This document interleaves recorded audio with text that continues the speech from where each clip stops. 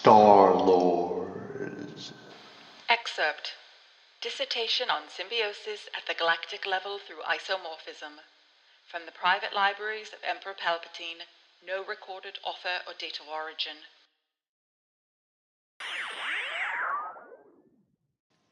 While the presence of these midi-chlorians cannot be denied, it is their exact nature and relevance that has confounded so many for so long. Using matched volunteers of Jedi and non-Jedi, as well as a collection of native non-sentient species from their respective spawn worlds to establish as near a baseline as may be surmised, I theorize that midi-chlorian concentrations are corollary to, rather than causal to, force potential. In essence, these microscopic hitchhikers serve as an indicator for potential Jedi, and through the use of a simple blood test, it may even become possible to screen for candidates as early as birth. Average levels of midi-chlorian concentration vary species to species, though the evidence is clear that Jedi tend to have much higher concentrations than others of their species, but high midi-chlorian counts should not be viewed as directly related to aptitude with the Force, though it does infer potential. The study shows that sentient life averages between 2,000 and 2,500. Jedi have drastically elevated totals of at least 5,000, this number being the point at which a weak Jedi has thus far still been accepted as a candidate for their training. I postulate that beings with higher concentrations will have an easier time of learning to connect with and harness the power of the Force, though this higher concentration does not mean any inherently greater strength. Jedi with lower counts have exceeded fellows with higher counts, though those with higher totals, by all accounts, reach their potential plateau faster. At present, my studies have shown that midi-chlorian levels can fluctuate in an individual over time. Variable controls were maintained as much as can be expected over something as pervasive and immeasurable to the lay being as the Force, and there is insufficient evidence to begin to postulate on any causes for the transience of these organelles.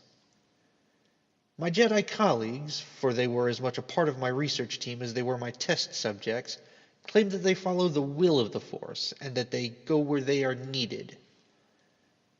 Mysticism aside, this does appear to have some basis.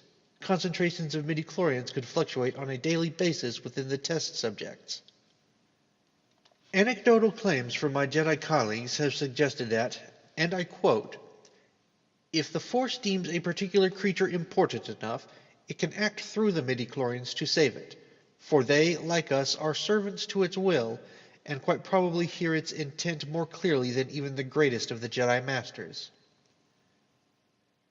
Curious as to this possibility, I conducted a separate experiment to test this theory. I first obtained a creature, found wild and lightly injured, and obtained a healthy specimen of the same type with a higher midi-chlorian concentration than that of the wounded subject. Midi-chlorian counts were monitored closely over a period of several days, but the fluctuations remained within the norms established previously. The injured subject began to develop an infection, as expected given the wound. The animal was never in danger, as proper medication had been obtained for the most common ailments that could be associated with its injury given its environment immediately upon its collection.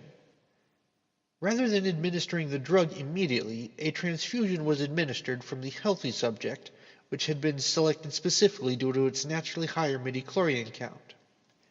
The test was to determine whether midi-chlorians have restorative properties, which unfortunately proved inconclusive. The injured subject was not healed as such, but there was rather a curious result.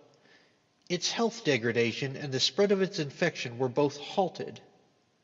Further experimentation with regards to the prolonged effects of such a transfusion would be ethically ambiguous, to say the least. This result, however, indicates that there may be some direct corollary for why certain individuals, or certain species, such as the Wookiees, may be longer lived, though much more research would be required for such an analysis. Excerpt. End.